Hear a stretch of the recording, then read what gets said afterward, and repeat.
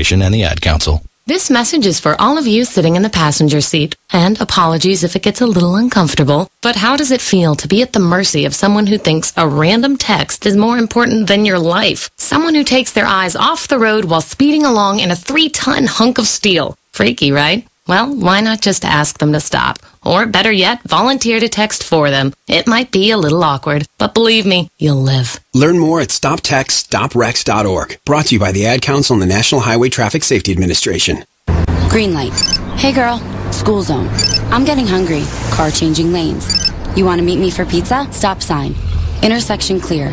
Yeah, street. Pizza sounds good. Ballin Street? Girlin Street! It's hard to concentrate on two things at once, like texting and driving. Stop the text, stop the wrecks. How will you stop texting and driving? Tell us at stoptextstoprex.org. Brought to you by the National Highway Traffic Safety Administration and the Ad Council. A late 40s, early 50s. That's not uncommon. It's a lot of. I mean, I can give you examples like that. But it's a good thing he's dead because she can actually move on.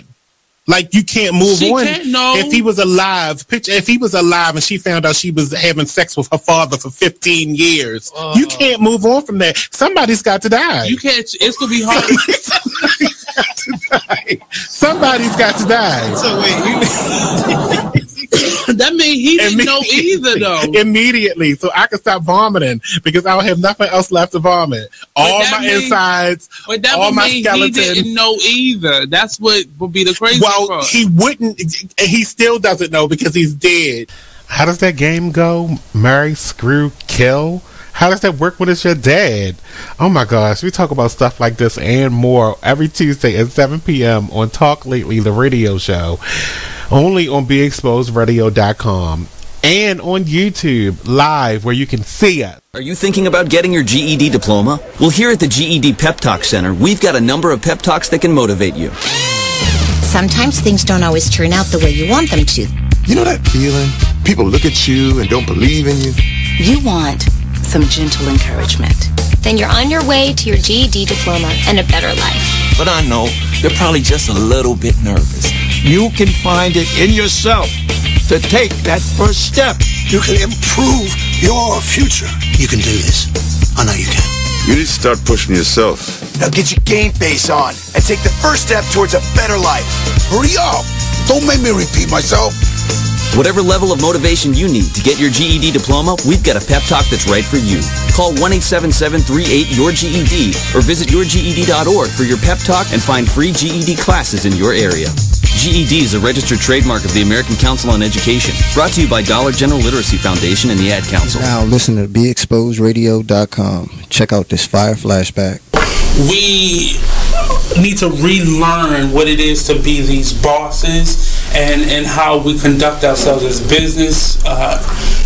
business-minded individuals and just people in general. I let my gut, and if I call it gut or God or whatever, I'm led by that energy. I know where it comes from. I know where it's, taking me, and you have to figure out what is important to you, and don't play this game. It's a game that we've learned to play, this chess game, and life is not a chess game.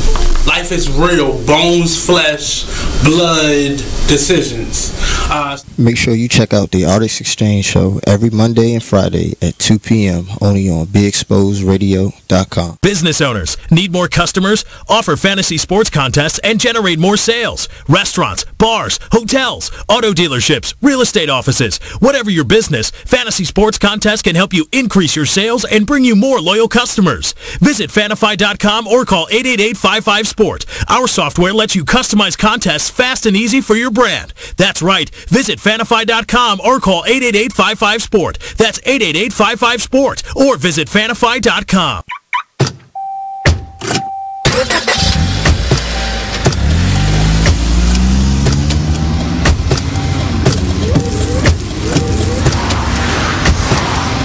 Driving has a rhythm all its own. Don't wreck it with a text.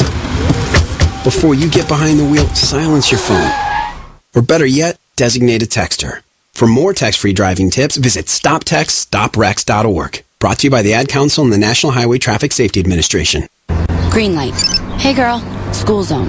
I'm getting hungry. Car changing lanes. You want to meet me for pizza? Stop sign. Intersection clear. Yeah, street. Pizza sounds good. Ballin Street? Girlin Street! It's hard to concentrate on two things at once, like texting and driving. Stop the text, stop the wrecks. How will you stop texting and driving? Tell us at stoptextstopwrecks.org. Brought to you by the National Highway Traffic Safety Administration and the Ad Council. You are listening to BeExposedRadio.com. Check out this flashback from It Is What It Is radio show. Paul was chilling. He was doing his thing. Y'all, you feel me? Love y'all family. You know what I'm saying? Mm-hmm. And like for him to be taken away from you, snatched away from you, just like that. You feel me? It's like damn. Another good one gone. You know what I'm saying? Like why you taking the good? You know what I'm saying? You always end up asking like why. And like again, it's a lesson that it's a test of faith. You feel me? Gonna take you through these tests. You feel me? You're gonna go through these little phases in life, yo. You know what I'm saying? And at the end of the day, you just gotta recognize that one, it's the adversary trying to knock you off your pivot, and then it's God trying to teach you something. You feel me? Right. Anything that you go through, you gonna get through. It's called going through. You feel me? That's why it's called going through. You going through something. Right. You feel me? Because after you go through it, you get through it. You look back on it like, damn, I got that. You feel what I'm saying? For this and more, be sure to tune into BeExposedRadio.com every Friday from 9 o'clock to 11 o'clock p.m. to listen to more of It Is What It Is radio show. So, Jacqueline. Yes, Mom? I wanted to talk to you about something and... Oh, wait. Hold on. I just got a text. Oh, there's another one. Wow. Busy me. So, anyway... Oh, wait, Mom. I just got a message. My friends keep commenting on my comment. Oh, there's another one. So many comments on my comment. Oh, I can't wait to watch TV tonight. Playoffs! Hey, guys, check out my new video game. Pew, pew. Wait. Mom, what? What? Hold What'd you say? Wait a second, what? This weekend, unplug. Take your family to the forest. There's nothing in the world like experiencing nature firsthand. Trees, paths, bluebirds, streams. Getting closer to nature can get you closer to your family. To find the forest nearest you, go to discovertheforest.org. Brought to you by the U.S. Forest Service and the Ad Council. Black by Demand radio show. 2 years ago. If you broke that bike and it don't work, that's on you, brother.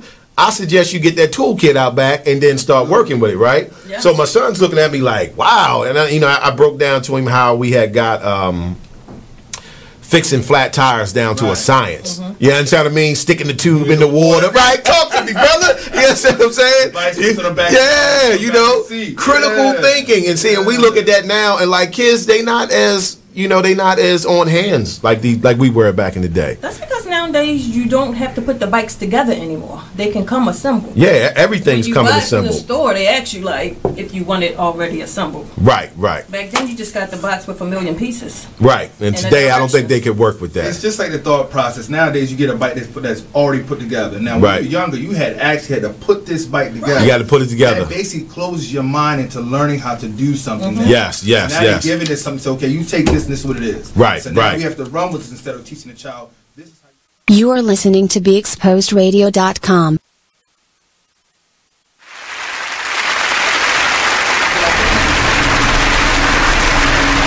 Oh, hello.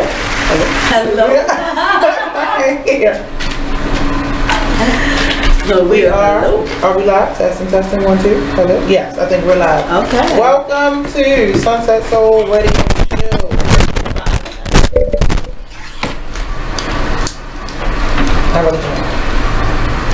Are we live, Nate? Because I was stage and I can't. Okay. Welcome to SunSet Soul Radio Show. We are live. I'm your host, Love Dawn. I got my co-host, Miss Lassa G. Hey. And the Bishop in the house. How is everybody doing today?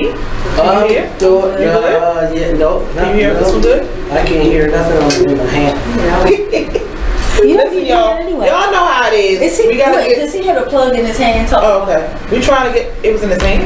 Yeah, we're trying to get a little situated in here, y'all. I'm getting it. That's Lassa G. Listen. I hope everybody is having a pretty good day. How did your day go today, Bishop? It went good. No, it didn't go that great. Every day is blessed, but I had another blowout. My tire blew out. I had one blow up yesterday, and then I had one blow up this morning. And I'm tired of paying for tires. I'm so glad we only have 4 tires on a car because it's unbelievable. I'm tired of paying for tires. I don't even want to think about tires and cars right now after what I went through with my car. Listen, I'm quite sure everybody listening can vouch for that. Having car trouble, especially at the most inopportune time. Not that there's ever. There's no value. You still see the commercial. Listen, I'm not gonna call you Baby Bishop because you're gonna get mad. Don't call me Baby Bishop. LJ. They can. Some people can see and can't hear, and some people can hear and can't see. But that the Bible states that. No, I'm I do not get ready to do that. Listen, y'all. They trying to fix whatever it is out there that needs to be fixed on. It's nothing we can do on it. Our end besides to start the show. Listen, we got so much to talk about today. I wanna first say while we're waiting, we are up. We are up. You see it something up? Yeah, I'm seeing it. You see us? Yeah, right there. We cute or whatever? Okay, cute long as we cute. No, I'm not. I'm not sure. Get yourself together. Get yourself together. Hallelujah. Okay. Thank you. Thank y'all so much. I knew we was gonna get it together. You just gotta believe, you know? Trust and believe. Hallelujah. Listen, y'all, for those who are watching, thank you so much to our producer for the day, Nate, the Artist Exchange Radio Show, Mondays and Fridays. Nate, is it 12 or 2? Or 12 to 2? I think it's 12 to 2, Mondays and Fridays. He's still working. Hey, Monique, happy belated birthday. Happy birthday, okay, Monique. Look, it took us a second, but we here. We in the house. Yo, listen. Today's weather today, it was like that. I don't know no other way to explain it. Besides like that relationship that you want, you know my song Butterflies? Yeah. It was like that. Like you want to go, really? but then you want to, like you don't know which really? one. Because when I first went outside, I was like, oh, it's a good day. Like it was like that perfect outside. I'm gonna walk to the store weather. But then you be out there too long, and it's like, no. Why did I just come back? Now I gotta walk back in the seat. You notice that the sun is behind you when you go, and then you gotta walk right into right it. in your face. Yeah. I said that's the only way I can explain it. That relationship, you know, it don't mean you no good. Don't you let. That's called that's trickery. That's just a setup. It's a setup. Feel good from the back. I'm trying to. You gotta face it. You can't do that. Oh, you can't have that. You can't use that like metaphor we're talking about. I'm talking about when you gotta face the heat. I know, but it didn't work out. I stay safe. You're welcome, of course. Listen, y'all. We got a lot to talk about today. We're definitely going to get into this hashtag church hate. I'm quite sure y'all have seen it everywhere. But we got a few things to check on before the hashtag church hurt situation. Not check on, but I'm going to say a few things to discuss. Joanna, the topic today is several topics. You know how we do. I mean, we all over the place. But I will say that the main topic today will be this hashtag church hurt. I have to say the whole thing because that is the handle, hashtag church hurt. But before we get into all of that and the whole Leandria thing, because that's all everybody's been talking about all this week, and I've had a few things to say about it, a few things I have said, and I'm just going to say it again. Let me clarify. Last week, we were talking about Damon Dash. We were talking about money and investments and working together and entrepreneurship and teamwork, all that great stuff. And I was using a conversation between Damon Dash and another person, and I didn't know his name. It was a really good video. Maybe you can look it up. But it was Dr. Boyce Watkins. Yeah. Okay. And I couldn't think of, so I wanted to clarify that because you could always go back and watch that because it was good. It's not that it's not a long video either. It's just listening to the I mean, most of which we discussed last week. You know, that what he said about working together and how his goal was to make his friends millionaire. And I'm telling you, that stuck with me because you don't hear that too much. His goal was not about making himself, and not solely about making himself a millionaire. It was, the goal was always about making our team millionaires, and that was to solidify your position as a millionaire. Like, you will always be a millionaire if we're all millionaires and we look out for each other. And for me, that just was gold. It's simple. Yeah. It seems extremely simple, but yet it becomes really hard. And I'm like, it's really not, because he did that. Right. Everybody around this man became a millionaire to some extent, and they making coins. But the one thing that I think that he messed up on was a little too much trust and investment into others and not in himself. And I think that's what we need to start to focusing on a little bit more. Is yes, we gotta do this thing together, but we have to be smart, because the one thing everybody is saying is, where's the paperwork between him and his right? Because he shouldn't have to have all these moments, emails and live outbursts, in events. It shouldn't have been that, but it is, and it happened for a reason. You know what's crazy? And it's a little too early of a segue, but what is with Damon Dash? How is that any different from Leandria? Because the response of the people is what made Lee Daniels listen to him. That outburst that he had, which became public, which was not intentional, because he wasn't saying, record me while I'm talking to this dude. Right. He was just going off, because he's like, I've been trying to reach out to you. You won't return my phone calls. You won't return my emails. And now, I got you. I'm going to say what I got to say. Somebody recorded it. Somebody posted it. And now that everybody is in it, now Lee Daniels is responding. Right. But so then dealing with the stuff with Leandria, it's like, would the church have? People keep saying she could have she had to say it like that. It's not what she said, it's how she said it. Is it? Because the church that I know, #church, is not, in my opinion, proactive. In my opinion, they are very reactive. So it takes this huge of a blow up to be like, okay, now we have to at least address it, because we have no choice, because it's open. No different from I'm not gay no more. Right. I'm not gay no more. When he went to the altar, we've been dealing with homosexuality in the church for quite some time. But again, unless if something happens that we have to address this issue, we're gonna push it to the side. But then when it's a big blow up like that, I'm not gay no more, and then everybody making the jokes, but now the church have to respond or whatever. So what is there really a right or wrong way to do things like this when you need a response, when you need or you desire a response? How do you be proactive to something like this? Leandria. How do you be proactive when you're not expecting it from somebody of this caliber? Because here's the thing: what caliber? She's a singer, right? And she's a pastor. She's a singer. No longer. She's a pastor. She's a self-proclaimed minister, a prophetess of the gospel. Exactly as you said. As you said. Wait, what did you say last time? Who affirmed these people? I'm not messing with, because you won't just talk about them. No, I'm just saying. Who ambassadized these people? This is what I mean. So at the end of the day, we're holding people to a level of, and I say this all the time, to a level of accountability and responsibility that they aren't equipped to manage and maintain. So when things like this happen, it's just identifying where they are in their level of maturity. And then those that are the elders and that are mature enough to now see that it's now time for them to step up and be the leaders that these people need. Who's to say she's not mature? Who's to say that that response was not that maybe it's mature in her level of maturity? There's no such thing as mature in the level of maturity. How's there no such thing as a mature in the level of your maturity?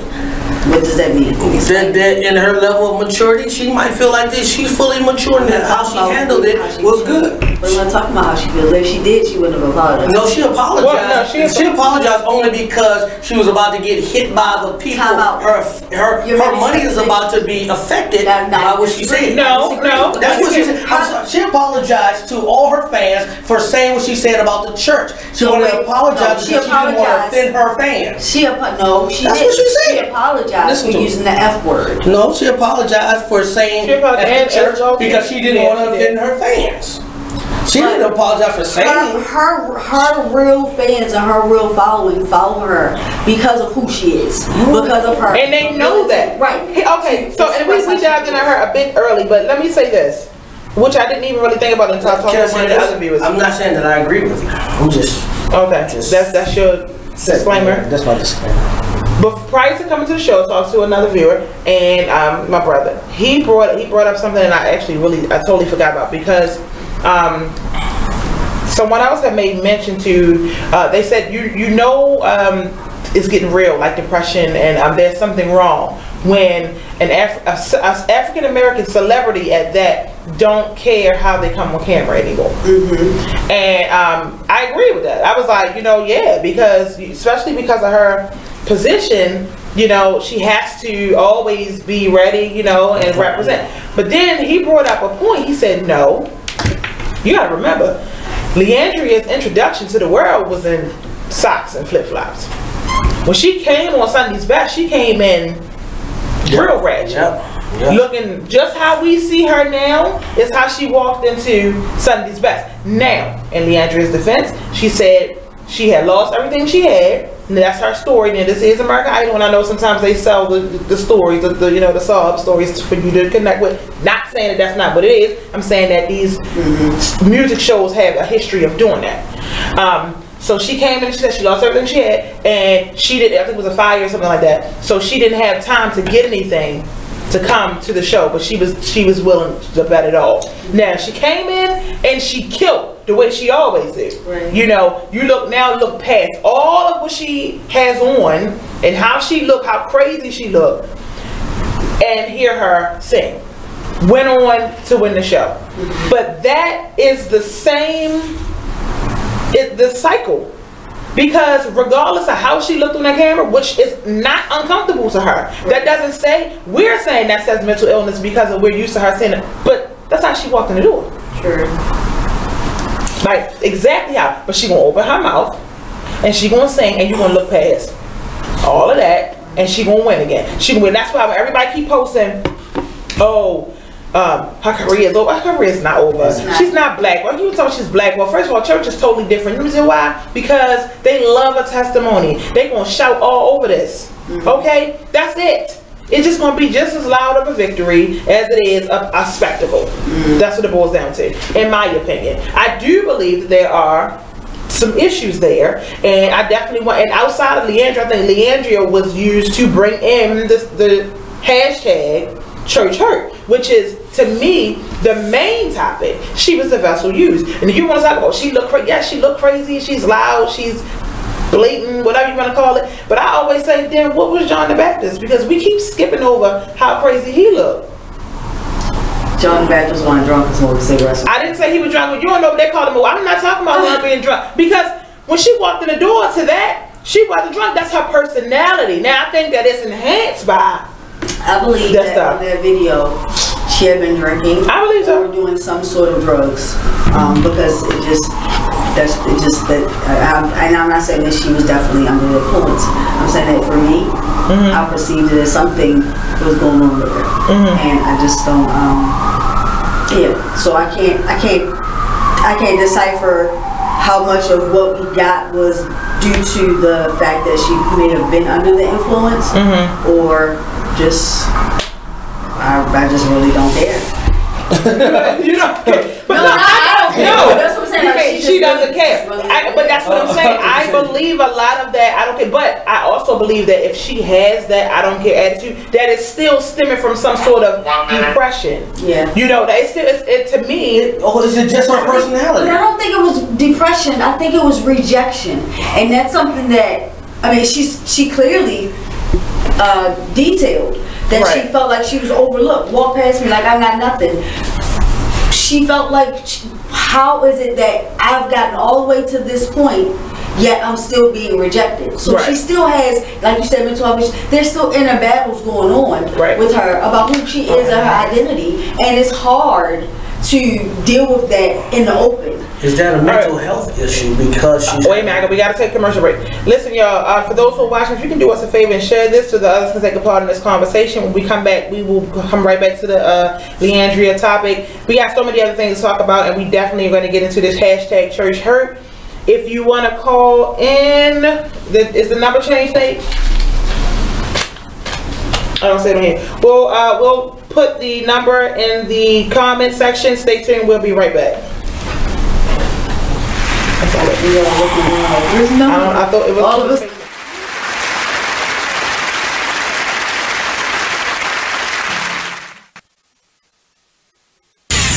We're rewarding you for something you already do, listening to us. It's Radio Loyalty, and it's an easy way for you to get free stuff. All you do is sign up. Go ahead and click the banner now. You'll earn points as you listen. Points you can trade in for great products and services in the Radio Loyalty store. You can earn even more points when you share your favorite station with friends on Facebook and Twitter. Radio Loyalty. It's free to sign up, so click the banner to join now.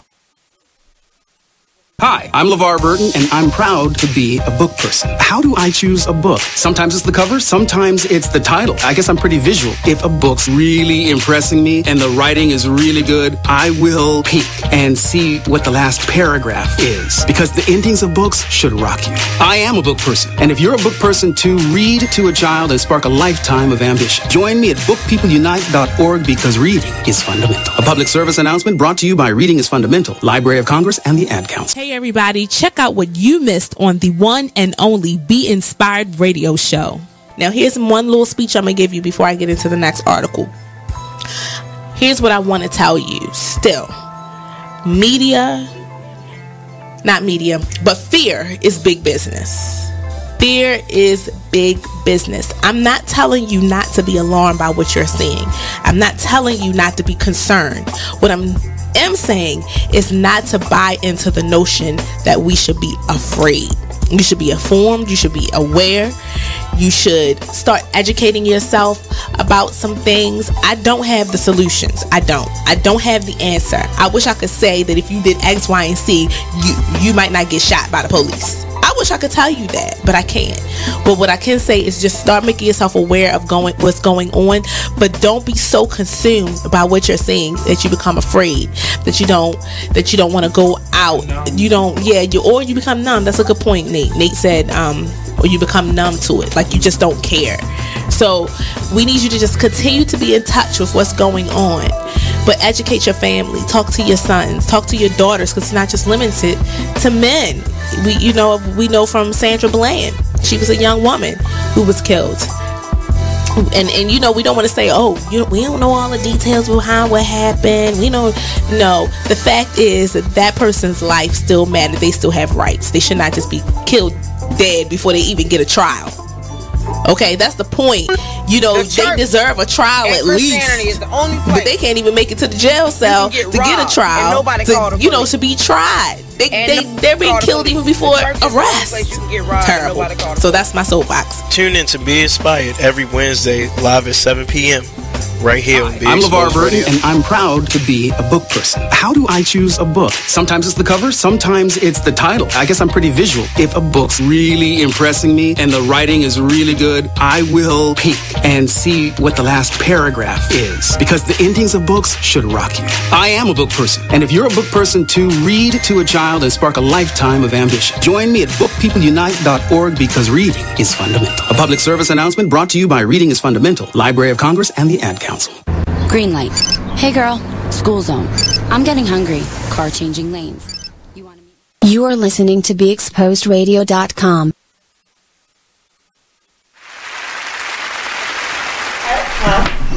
It is.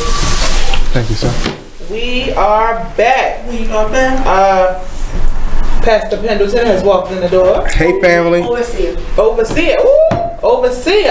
Pendleton has walked inside the door. Welcome. Thank you so much. Before the commercial break, we were talking about Leandria. For those who are watching, y'all, I put in the comment section hashtag church hurt.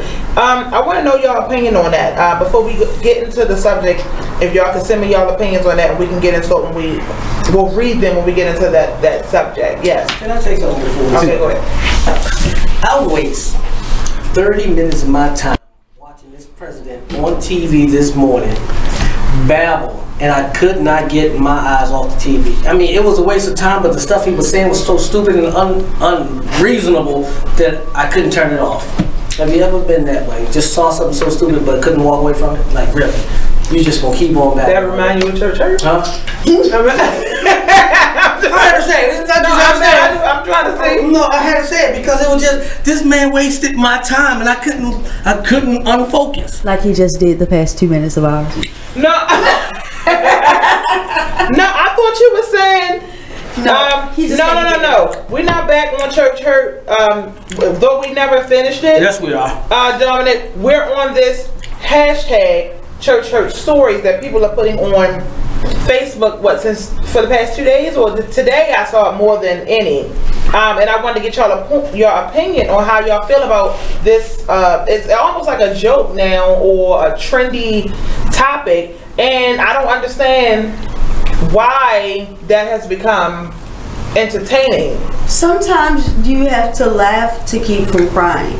I looked at a lot of those Church Hurt, hashtag Church Hurt things, and they were hilarious. Yeah. But they were realistic. They were. Just like when I posted the little thing about Chance and Chanel, and how Chanel was getting sat down because she's pregnant, but we're going to reinstate Chance. He won't play drums for a little while. We'll get that little running joke. Like, it was a joke, it was funny, but that crap happens. It really do happen. People really do feel some kind of way about that. That goes back to my conversation earlier. What you say? About. Do you want to play the clip? Of Andrea? You have it? Sure. Oh. I didn't hear what he said. I don't know. But keep going. So that goes back to what I was saying about wasting my 30 minutes of my time this morning and couldn't get my mind off the focus of seeing this. Sometimes people spend more time focusing on something that really doesn't mean anything. And we make a big deal out of it. This is only a run-on situation because we keep looking at it, and this is something that's entertaining us for a second. This will be gone away in a week. We'll forget all about this whole But Church Hurt. Hey, Lisa. We had a discussion about Church Hurt. Is this really Church Hurt, or was she offended by... Well, this is what I'm saying. So my question is, before we play it, the ones who are watching, did anybody not see the clip? Did anybody not see the clip? I'm assuming he's talking about the short clip from the original, because there was 2 different ones. Yeah, we saw it. The one... good evening, Mr. Barton. The one that she originally attacked, for lack of a better word, Bishop Marvin Winans. But then there was I don't want to say attack, I don't know the proper word. I don't think it was addressed either.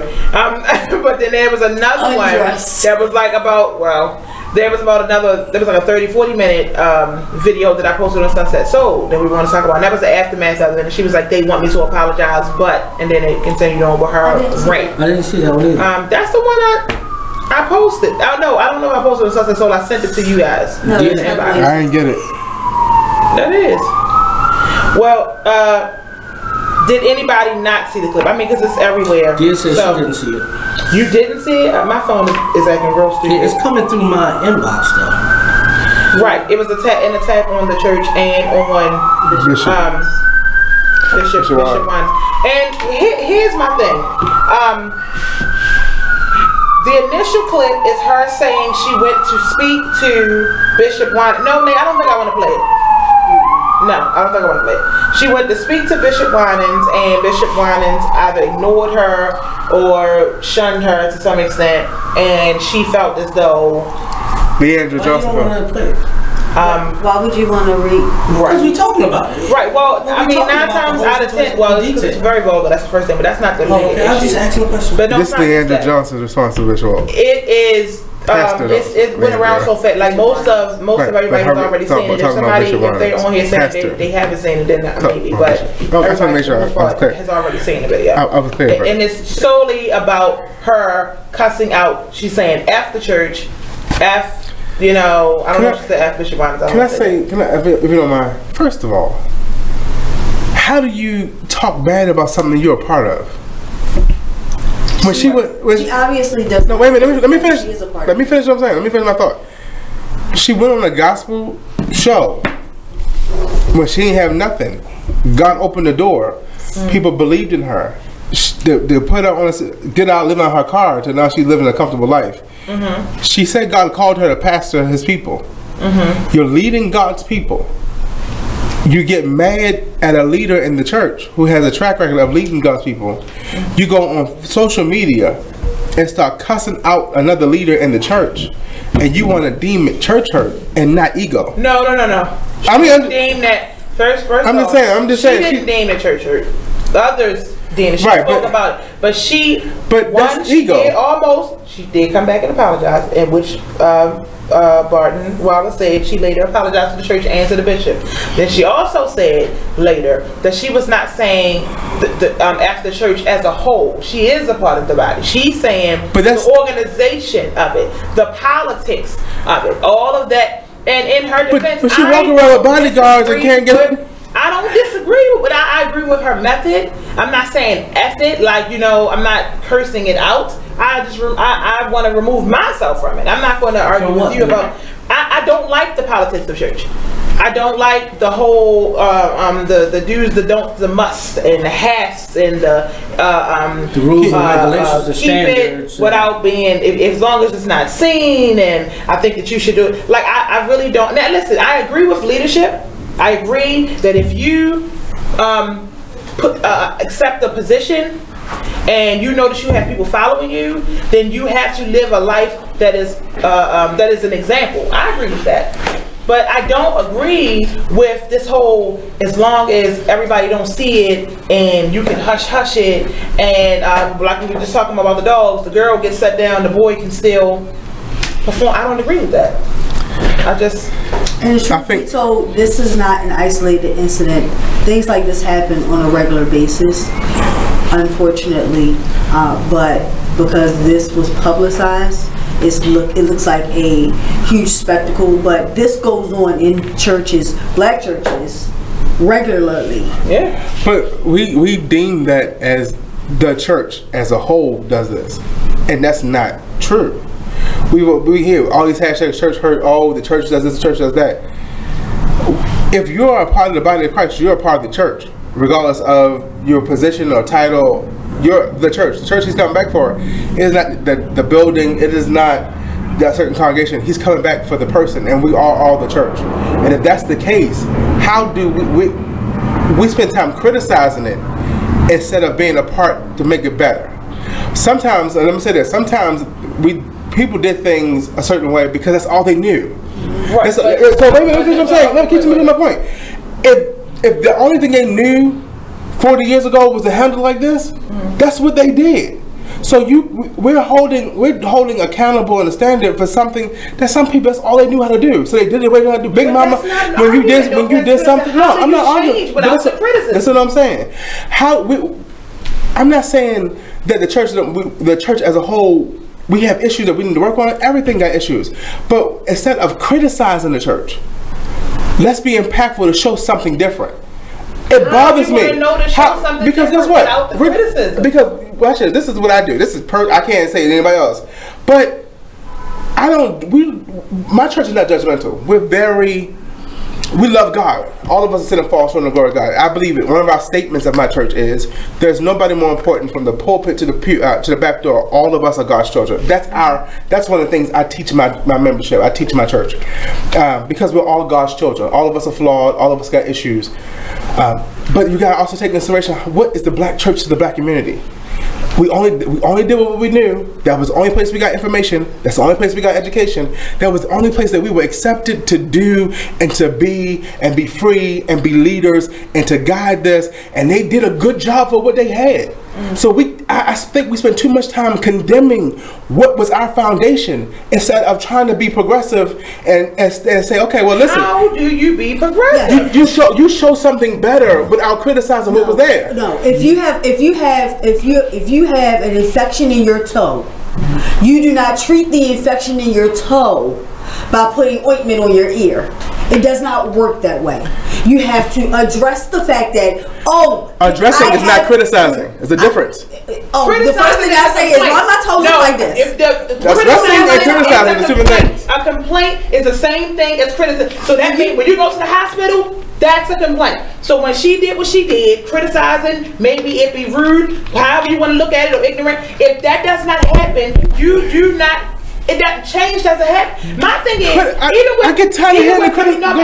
even with arguments. Okay. And I was saying that before. If the husband and wife, best friends, but sometimes you have to have that level of an argument to get stuff out that you would not normally say because you're considering the other person's feelings most of the time. So now that you're fussing, even when it's a whole you going for the jugular. That is how you feel. You're not saying. I don't agree with that. You can't express how you feel without going for the jugular. The truth. That is how you feel. And also, as mature leaders in Christ, why can't we accept criticism? Why can't we understand that there but we're addressing the church as a whole. Yes. Hello, Natasha. We need one at a time so that other people can hear what we're saying. This only because we not letting him get a word edgewise. I want to, but y'all not. All right. I'm going to moderate. Go. Now, Pendleton, what would you say? Overseer, it's nothing wrong with us growing as people. That's what we're supposed to do. We're supposed to continue to evolve. We're supposed to be better. My issue is that we criticize and we talk bad about and we don't do nothing.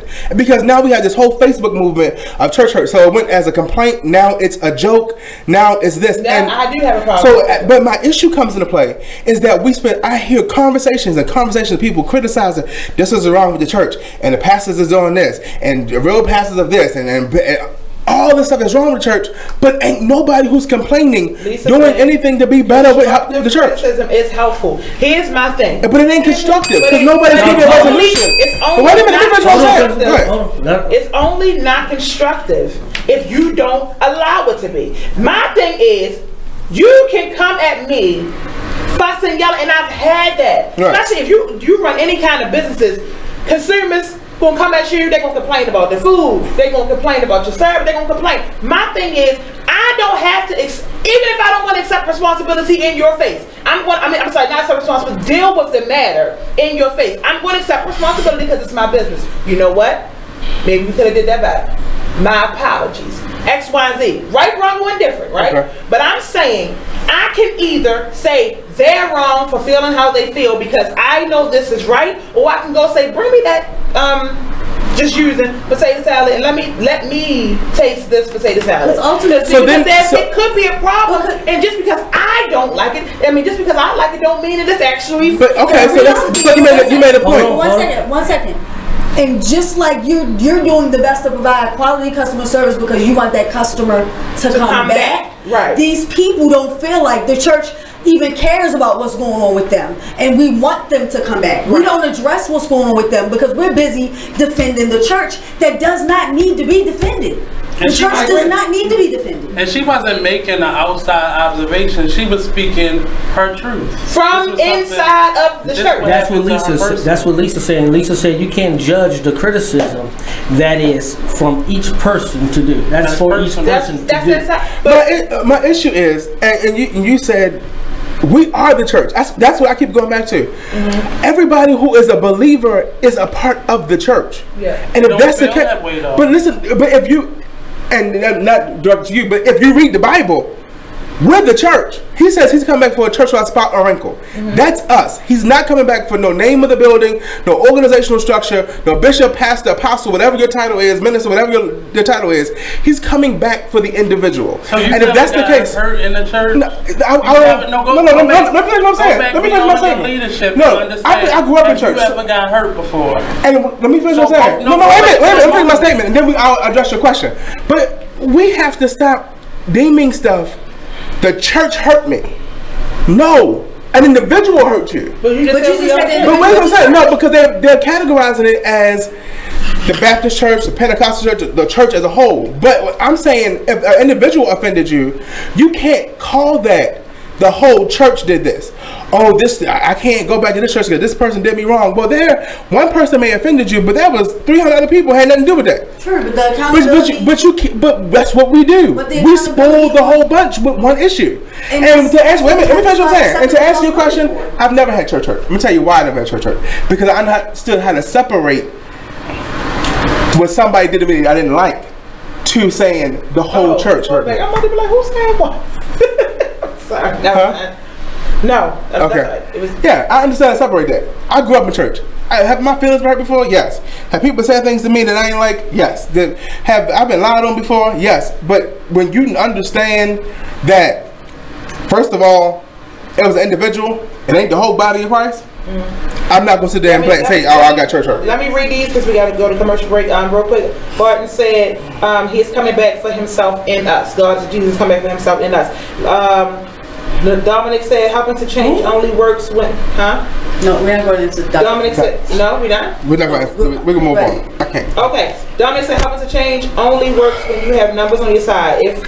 If just about everyone in the congregation feels a certain way, then everyone has to go to whomever with their complaints, and the person on the other end has to be receptive. If issues aren't addressed in a timely manner, time to go to the new church. Again, movement in numbers speaks volumes." Elisa said, "You can't tell someone who hurt them, though. You are speaking from your own perspective. It is their hurt." Tamika, you're absolutely correct. Don't judge all by just one. Listen, y'all, we are just getting started. We'll be right back. Share this so that others can take part in the conversation. When we come back, we'll get back into hashtag church hurt. Now, I'm going to tell you why I keep saying that first. We'll be right back. Awesome. We'll be right back.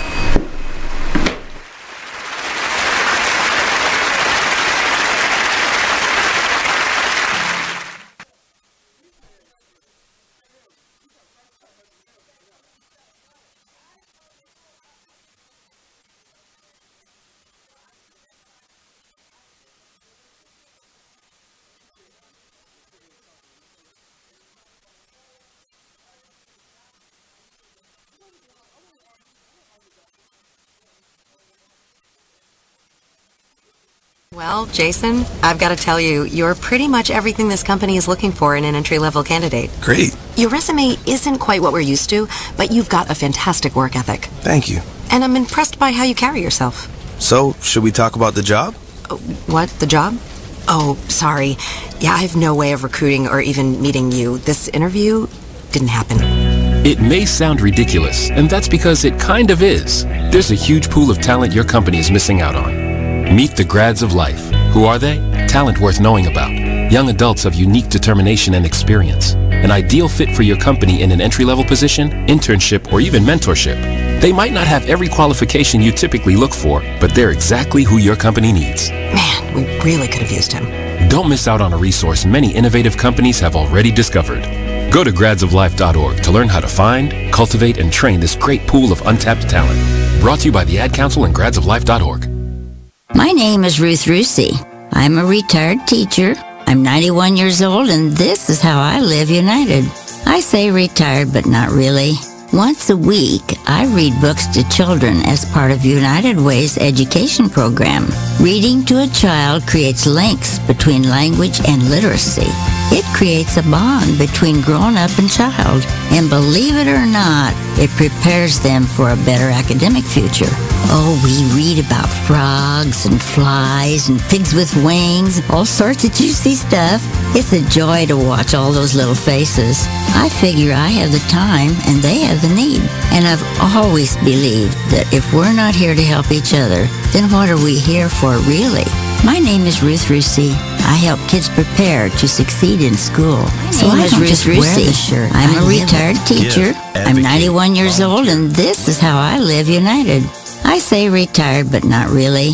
Once a week, I read books to children as part of United Way's education program.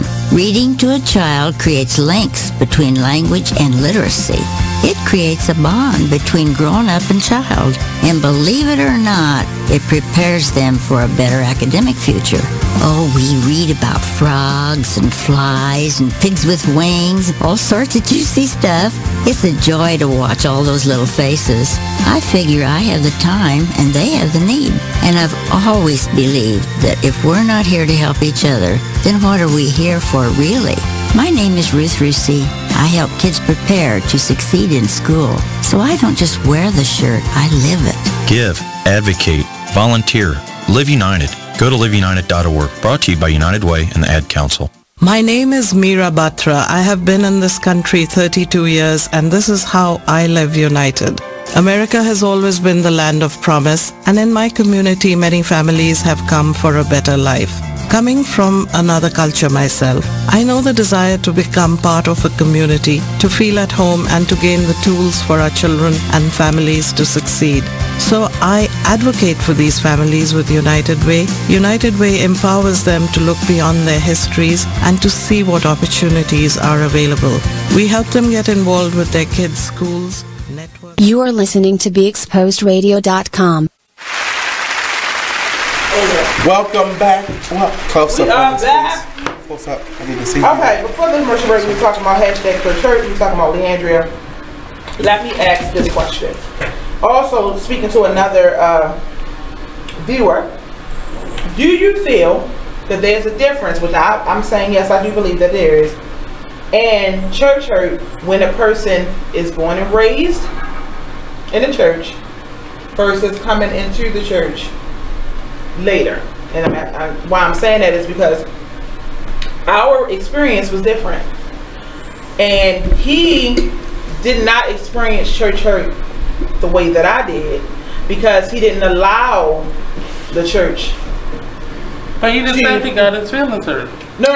I'm not saying he didn't have any church hurt, but I'm saying to that mindset, right. You know, because though he loved the church, he wasn't with his family or friends, you know, like close relatives that can throw a dagger in your heart. Like, these are people that I've grown to love, but not me, but maybe he had grown to love, but not to where the relationship so close where that if your parent or your sister, brother, cousin, somebody that you love dearly say something or do something to hurt you, that it kind of stings a little bit more than just a friend, pal, or somebody that you just built a relationship with. So is there a difference in your opinion, or did you just think that no, it's church hurt is just church hurt? Because you develop those relationships no matter whether they're blood relatives or not. And I don't think, like in her case, her parents were leaders in the church at one time. Right. So she had that connection. But these were people who she looked up to. People who brought her into her gift, so to speak, in ministry. Or do she feel like that she should have been on that level and she found out she wasn't on the level she thought she was? That's why she didn't to be spoken to? Well, depending on what was he doing. He didn't speak to her. But what was he doing that did not that she did not get the acknowledgement that she wanted? Was he doing something else? Was his attention somewhere else? Well, we don't know that. We don't know that. That was what her response was.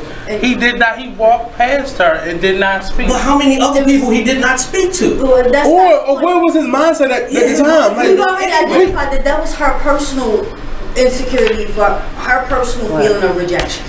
Because we can't identify what was going on in the ear of, in the mind of Bishop when he walked by her. Right, he could have been somewhere else, and it could not have been something intentional. It could be that his mind was somewhere else. We don't understand, right, but in the moment of a person who's vulnerable, stop. No, she's not a pastor anymore. She sat herself down, or she was saying. Why do we do that? Why do we always throw titles around when it's... I didn't throw a title around. You put that on there. That's not what I was going to say. I wasn't going to say that.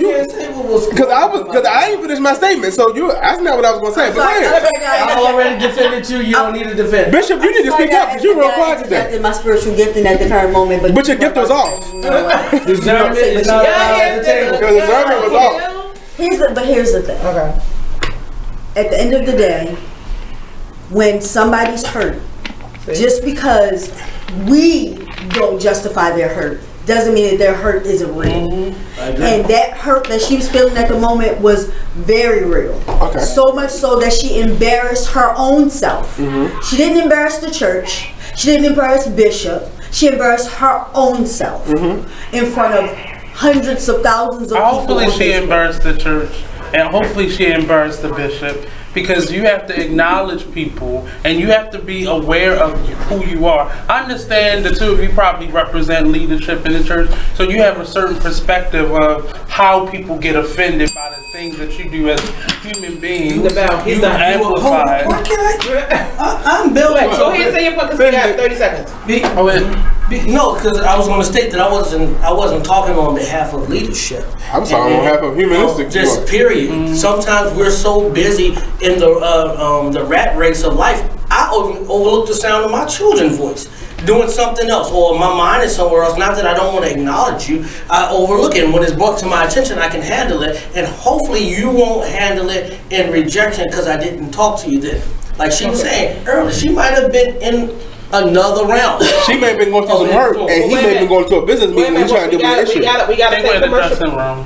We got to take a commercial break. We have to take a commercial break. We will be right back. Stay tuned. It's just rude.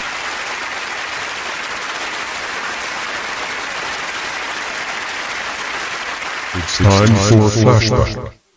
Now I'm not gonna say all Aries don't know. Whoa. The moment my son saw a redwood tree. It's huge! Is the moment I knew that for him, You can't even see the top of that thing! even the sky has no limit. There are some moments only the forest can inspire. Find yours at discovertheforest.org. Learn about forests near you and discover cool things to do when you go. Your moment is out there. Find it at discovertheforest.org. Brought to you by the U.S. Forest Service and the Ad Council. Join the Just a Bit Outside crew every Monday, 8 to 10 p.m. on BeExposedRadio.com. You want to start off? I think I'll get it out of the way on a who's not. Okay, do it. The Orioles. Right. They got swept by the Royals. They lost 4 in a row, and the last 5 games have all been decided by 1 run. Mm-hmm. The game before, or the last game that they lost before the Royals was the Nationals, and it was Weeders, of course, won with a home run. Hit the home run. Right. They were going into that National series. It seemed like they were doing so well, and they just crapped out. They got that game postponed, so who knows when they're going to replay that or play that game. Mm-hmm. That's my first not for the night. Okay. Okay, I'm going to go ahead and weigh in on my who's not, and I'm going to talk about the San Diego Padres. The Padres. That's okay. You just took my answer. They're in last place in the NL West. They've lost 8 of their last 10.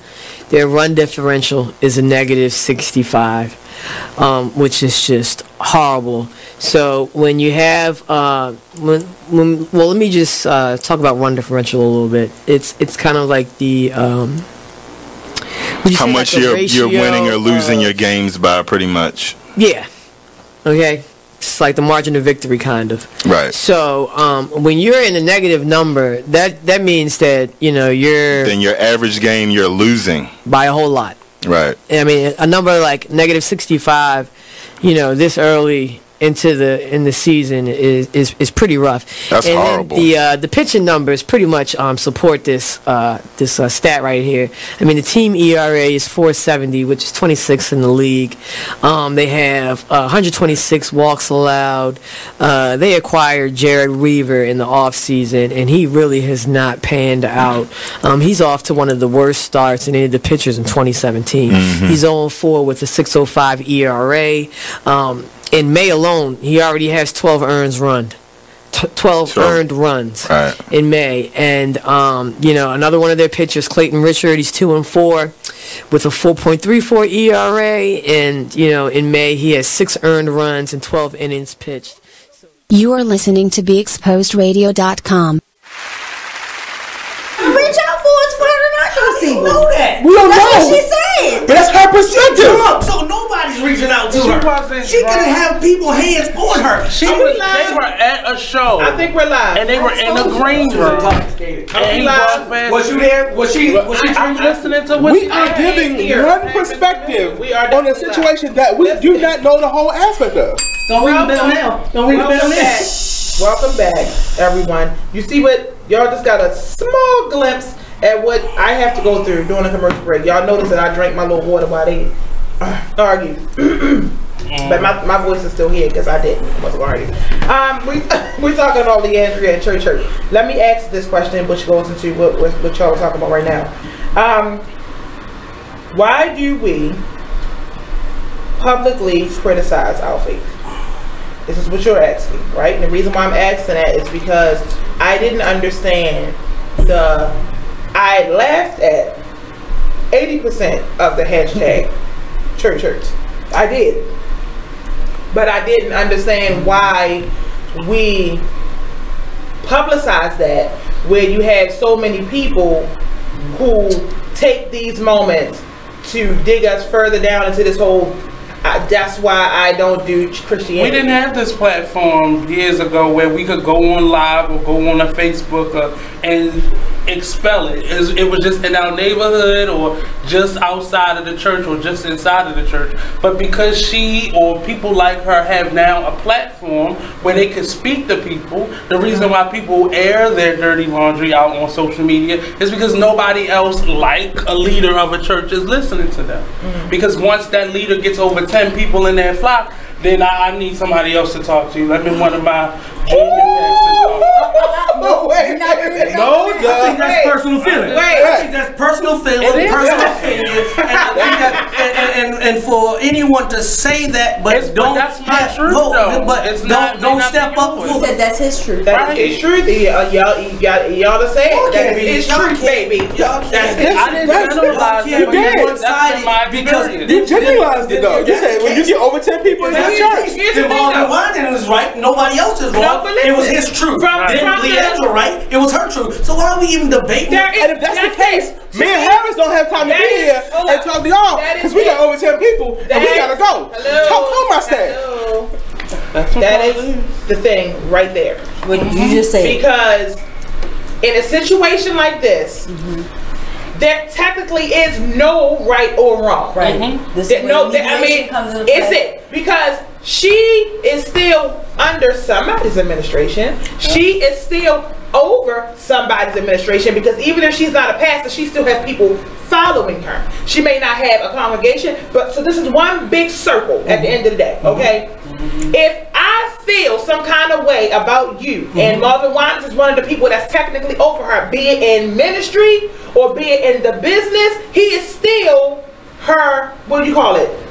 Overseer? Not well. You can use that term, overseer. Mentor? She definitely called. She has called him a mentor before. But I'm saying that even if it's not, no, it's not about. If it ain't everything personal. If you want to be technical, because all this is a big ball of emotions. However, for whatever reason, he ain't respond was probably a big ball of emotion. But the point that I'm making is, there's no right wrong in this situation. She was hurt. Okay, I agree. Period. From however she understood that interaction, she was hurt by it. Now, I don't know if I actually said, I'm glad he didn't come back with another. Usually people come with another video, this, that, and the other, but I'm glad he didn't. And then Bundy, my brother, said, Keisha, I actually feel like he's the type of person, his reputation has spoken as he would have reached out to her personally and called her himself, which 9 times out of 10 he probably did, and if he hasn't, he's waiting for her emotion or whatever to die down, and then he will, and 9 times out of 10 he will. But my thing is, whether it's going to be,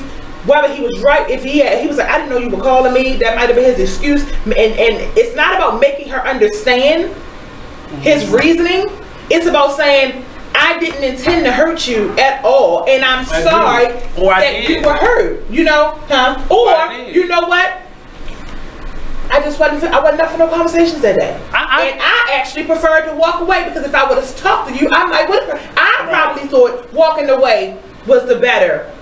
But I think something like this, and I don't want to make it about their personal issue, but I think he should respond, because it's a teachable moment. Because there are people who are afraid to believe, there are people who are in the residue of being church hurt that need to hear like an explanation. Right. Whether now he owes nobody an explanation. No, that's not true. It's biblical. Wait a minute. Biblically, if you have an art against somebody, you're supposed to go to them. She went to Facebook. She didn't go to Bishop. But it got to him. Did it not get to him? This is what I'm saying. No. As the mature individual here. As the mature individual. Bring the right. You said the text. Let's bring the text. I know. You If you have an art with your brother, you're supposed to go to your brother. You're supposed to put your gift at the altar and go to your brother, right? Well, that was her vehicle. She used Facebook, and she knew he would get it. Now, at that point, it's his responsibility to decide whether or not he's going to forgive her or not. Deal with this issue. But what the problem is with the church is that when we find that people have an art with us, we don't want to receive it. Stop deeming it as the church. I said the church because if I'm the church and something goes on with me, I'm a representative of the church at all times. You a representative of your issue. No. You don't represent. I'm a representative. I said we are all the body of Christ, and the church that he's coming for this. And y'all are confused. Okay. I am. Want to know why? Because the first thing people say out their mouth is, "And you supposed to be saved." That's them. That's no. That's them. He who wins souls is wise. I agree. We have no wisdom in the church right now. I can't. You will not sit up here and say the church don't have no wisdom. You have lost your mind. Right? Come on, don't do that. Because it ain't his responsibility. It's not his responsibility. She had an all against him. She did that to get you up. She got this. She did that. She did that. But I could see if this was an isolated situation. There are a number of people who share the same perspective. That was crazy. I could really see if this was. First of all, go ahead. But I could really see if this one young lady had that singular issue. But there are plenty of people who don't go to church, who are outside the church, who are in the ministry, who are in the show business, who have the same perspective. And the leadership doesn't want to hear it. Because that's exactly what you said. With what Nate just said. That's exactly what you said. She is just the vehicle. Yes. How she did it is, yes, you may look at it, she had to do it that way. But she is showing you with 70% of millennials feel like 70% of millennials are saying those words. I understand that. I'm a millennial. We're millennials. Go ahead. Can I say something? Oh, I'm a millennial. I'm 34, so I'm a millennial. Go ahead. You're saying what you're saying is completely true. There's a lot of people hurt out here. There's a lot of people going through out here. But you have a group of people that's assigned to you. You can't jump and blame the whole church because somebody hurt you. No, let him finish his statement. You can't blame the whole body for something that someone did in your local area. If you can't get through this pastor, but you have a pastor, then you should have your pastor get through to this pastor so that you can reconcile. You should do that. What happens when you're the pastor? And if you're the pastor, it's still in your local area. You cannot blow this to the whole body. But it's a whole body issue. It's not a whole body issue because what this is happening. We deem it as a whole body issue. Hold on. Go ahead. We're blaming something. The body is way beyond the United States. So you're saying that the people in India should be affected by what the church in India should be affected. The church in Africa, hold on. It's not a body issue. It's a local issue that needs to be handled in that way. And we can move on instead of us trying to deal with just one issue in the foot. When there's elbow issues, there's hand issues that are beyond this point. So and Bishop Wellington is not the voice for the whole body of Christ. Bishop Wellington ain't the voice for the whole body of Christ. Let me ask you a question, okay? How old is your youngest daughter? 3. If your daughter got bit by a dog, at that point, she develops a fear of dogs, right? That was the only dog that was vicious against her. But she now has a fear of dogs. She is terrified by every dog that she encounters. I bring my puppies to your house, and my dogs want to sniff your daughter, and your daughter freaks out. Who's wrong? No. Answer that question. Please answer that question. If you stop talking, I can answer the question. Put your hand down. Listen, here's my response. You said about my daughter being bit by a dog. As her father, I'm going to train her. Listen, hey, I know this happened. We can get through this. This is what we're going to do. And I'm going to ease my daughter into understanding dogs again. But if she's not at that point, I wouldn't allow you to bring dogs to my house so to be around her. But let me, as her father, and when she told me her issue, I have the responsibility of helping my child. Bishop Winans is not the voice of the whole church. I'm just saying. You still because I answered your question. You didn't have the answer I gave you. I answered it. Who's responsible? Who's responsible for what? The dog? Who? This you? I just no. I answered the question the way I wanted to. So then what's the answer? Can I answer? The answer was it's my responsibility if I allow you in my house with dogs or not. That's what I said. Because the whole purpose of the way I'm looking at your question, you interjected yourself into it. It was about you said you're asking about the dogs. No, but I interjected myself because you said my daughter and who's responsible. I want to address the child being afraid. Okay, she's afraid of the dogs now. She has a fear of the dogs now, but it does not affect the body of the house. Meaning you're not afraid of the dogs. Right. Meaning your spouse is not afraid, or no other kid is in it. So we're now dealing with this one issue. So if I'm not ignoring the daughter. She's part of the body of the house. Then listen. We need to deal with this. Look what just happened. Yeah. Before you finish, we need to deal with this child. That's what happened. What you're doing right now. Exactly. What you're doing right now is what happened. But what you're doing is what. No, I need to say this. Go for it. What you're doing right now is what happens in the church. She just presented a situation. You're answering. One of your members is hurt, but you gotta finish. That's not important. What's important is what I'm saying. He just said, wow, that's hurtful. What he just heard you say is hurtful to me. I'm here with you. We are part of this body. Wait, I am here with you, Bishop. We are part of this body. But wait a minute. Let me finish my point, because my point is what's important, not what did I just say that just hurt you. This is what the church do. I think we're hearing on our own different. I'm not defending. We're not defending ourselves. You're hearing because of your emotion. You're hearing. I don't disagree. He's hearing on his end. You're probably right. So my response was right. My response was right. My response was when I found something that hurt. You're at 12. Everybody been at 12. So my response is right. So as my responsibility, if my child is hurt by something, it's my job to deal with the issue of the hurt. And it's my job to protect anything that hurt her from coming back until she's ready to deal with. That's the job that we do. Again, he doesn't know. Wait a minute. No, wait a minute. So my response, but we can't charge every pastor for knowing everybody's hurt when it was never brought to the table. He just said it. No, wait a minute. No, I just used that scenario. He just said it. He just said that's hurtful. We went past the door. I'm not, this is what I'm saying. I'm just responding to what Keisha said. I can't answer for Harris. I can't say how Harris is going to handle something. That's my brother. But guess what? Guess what I do know about Harris? Harris loves the people, loves his membership. Harris will go to bat for his membership.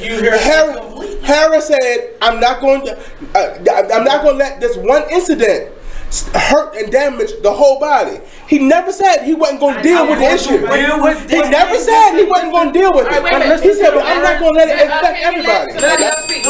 Listen to the words that we're using. Hold on. Listen to the words, because what you just said is this one person is infected by whatever hurt or harm that they've been, but that doesn't affect the house. It does affect the house, and it goes outside the house. You missed what I said, and I think you got in your emotion because I didn't do it ABC. No, I might have went B. What I'm saying is, if you look at it, these people, which is the body of the house, are not afraid of this dog. So now that I know these people are not afraid, I'm going to deal with the child and her dog issue. I can take that to the side and deal with the people so now that that's affected of it. How has any of your pastors or as leaders have you addressed this in your house? Absolutely. I'm addressing people got hurt in church, yes. I'm addressing the issues of the house, but I'm not addressing Leandra issues. No, I think that we need to not make this personal. This is not going to be, if it's not an issue in my house. But you don't know. Lisa just said no listening is going on. Lisa, right. No listening. Because this is what I'm saying. First of all, we're not going to personalize it because they do have members and we don't want to do that. Personalize. So we're not going to say your members versus that, but using to what you did, which I think what Nate is trying to say is that Leandria is a part of the body as a whole. She's not a part of your body, she's not a part of your body. The question is, seeing that, did any minister say, let me ask y'all a question. How do y'all feel about this? Is there any church hurt? No, I'm just asking, did this spark a conversation in your, let me tell you, what did I say from the beginning when I was writing my plays? I said, when I did the summer camp, anything I did, I said, I don't believe that when you leave this play, I'm going to give you all the answers. My goal is so that when you leave this place, you'll ask the right questions that will lead you to the right answers, right? So I'm saying this situation with Leandria, case in point, what I said earlier, the criticism, you can benefit. That's up to you how you take that criticism. Did y'all take this negative stigma now that she put out there, if that, however she felt about the church, and asked the question to the members, to other parts of the body, other colleagues, like, have y'all dealt with this in y'all church? Is this something that we're missing? As a leader, as a leader, what we do. I only talk from. Harris and I are brothers. We when there's an issue in our churches, we deal with it. Like, there's not a time when we don't deal with the issues that our membership goes through. There is no way we can deal with every issue from everybody in every part of the country dealing with. There's no way, because we are not capable of dealing with everybody's issue. Being a husband, being a father, being a business owner, all the things that we do in life to make sure our families and progression is going on, to deal with everybody's issue. But when there's an issue that comes to us as men of God, and I only talk about me and Harris because we have a covenant relationship. We deal with it, and we just don't always publicize what we deal with. And I think people are looking for the church to give an issue a response, when the church is so broad. There is no one. This is not Catholicism. There is no one leader. There is no one. I'm Catholic. I'm not saying the Catholic Church has a leader. The Catholic Church has a pope. He is the leader of the Catholic Church. He's a leader, just like the bishop is a leader. Me and Bishop are on the same level in our own churches. What I'm saying is, when you're talking about the church responding, I gave the example of the Catholic Church because the Catholic Church has one leader. He is the voice, and everything comes from him. See it, but that's not how Catholic people see it, though. I'm just being, since this issue occurred, we had Bible study and a Friday night light and a worship service and a Bible study again. And not one time had this issue come up in my church. This is not an issue of our house. Do we have issues? The question was, do we have issues? No, I didn't ask them anything about it. And they didn't bring it up in the church. We went on with our Bible study and joined our fellowship, because this is not This is not my business. Let me say this. If there's any hurt that involves our fellowship, guess what? We're going to deal with that. I believe it, because let me be clear, because I don't know what the post said. I don't want to go over it. Go ahead. Let's keep going. I think, in my opinion, again, not being right, wrong, or indifferent, it's kind of like, as far as me and my house, we will X, Y, Z. That's how it goes. We good over here. And which is common. It's not uncommon. We hear that all the time. But the one thing that you were saying that stands out, this whole, we can't deal with all these different church hurts. My thing that I feel like the church do not do, and this is my poll right now, pain is universal. You don't need to isolate hurt. You don't need to say physical, mental, sexual. You don't have to say boyfriend, husband, child. Pain is pain. And wait, let me say this. Churches no longer teach coping skills. Period. You can't say that. No, you can't say that. I'm saying what I'm seeing in churches, and what I'm seeing, my experience. Okay. We're talking my experience. Okay. Churches are not teaching how to cope anymore. We're teaching the God. We're teaching the look to the heel. No. But I agree. We're not teaching how to heal. We're not even seeing the healing anymore. We're not seeing. I don't agree with that either. You don't gotta agree. No, I'm saying that because I see it. I'm saying, invite me when y'all healing. Listen, I didn't see it. Listen, the whole purpose of the church is a hospital for people to come to get restored. All of us are in the hospital. All of us are going to see the chief physician to work out our stuff. And you made a point. And they said, well, this happened in church. We can't address what never was spoken to us. And if I did something to hurt somebody, as a man of God, if somebody came and said, hey, you hurt me, I want to hear what your point of view is. But it's not about you as the leader. No, let me finish my point. Wait a minute. As a parent, no. Maybe the hurt didn't come from you. Right, maybe the hurt came from 3 churches. But how do we address the hurt and it's never been brought to the table. That's not true. So I'm giving a broad, you're painting with a broad stroke, and it's impossible to do that. Because oftentimes people act like they don't know something's wrong. They're getting ready or hurt because we're listening to. Oftentimes people in the church leadership act like they don't know what was wrong. Excuse me. Can you stop being rude? Oftentimes people act like they don't know stuff is wrong. But in the office, y'all having a whole dialogue about sister so-and-so or brother so-and-so. But we act like we don't know. I'm not going to explain because I'm not going to expose. No, I'm not saying exploding, but what I'm saying is you have a whole dialogue in the office about this issue, that issue, this issue. Nobody's identifying it, oh, sister so-and-so always in the midst of something because she got some kind of hurt going on. Nobody, no, they're the troublemaker. So then you identify those people as the troublemaker. We have to take a commercial break. Yo. We'll be right back. We have to take a commercial break. We'll be right back. Okay. What I'm saying is, What I'm saying is, wait. First of all.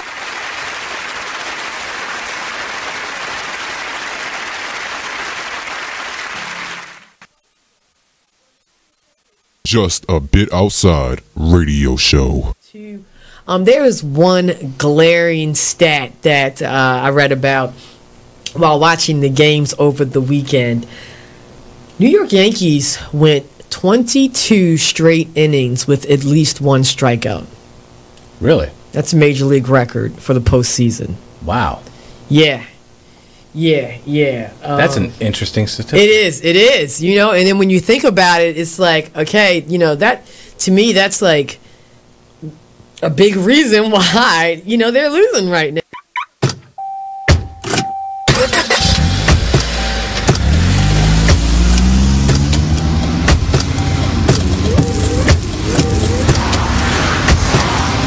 Driving has a rhythm all its own.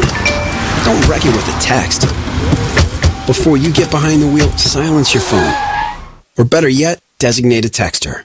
For more text-free driving tips, visit stoptextstoprex.org. Brought to you by the Ad Council and the National Highway Traffic Safety Administration. Green light. Hey girl, school zone. I'm getting hungry. Car changing lanes. You want to meet me for pizza? Stop sign. Intersection clear. Yeah, street. Pizza sounds good. Ball-in street? Girl-in street! It's hard to concentrate on two things at once, like texting and driving. Stop the text, stop the wrecks. How will you stop texting and driving? Tell us at stoptextstoprex.org. Brought to you by the National Highway Traffic Safety Administration and the Ad Council. The Artist Exchange Radio Show every Friday, 7 p.m. to 9 p.m., every Saturday, 12 p.m. to 2 p.m. Real artist, real talk, real live on BeExposedRadio.com. I was meeting with a friend yesterday, and I've gotten to the point where don't ask me a question because the truth is going to come out.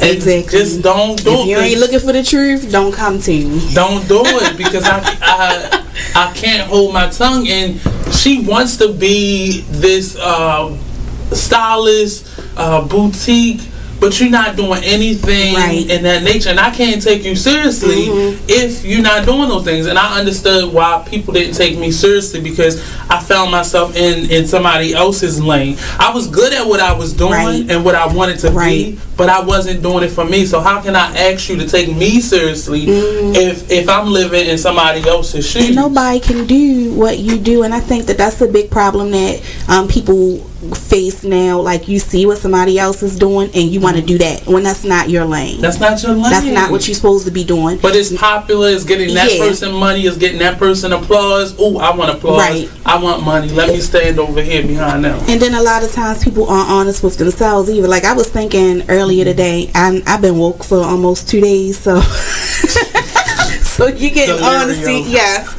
and I was thinking, like, you know, the Artist Exchange Radio Check out this flashback from SunSet Soul Radio. You know, just us as a people, I feel like you should not feel good about that. I'm not quite sure why that's why you would feel happy. Like, that's the part I don't understand. Like, I can appreciate the women feeling like, you know, they told their story and finally justice is going to be served, but I don't understand the feeling happy about it.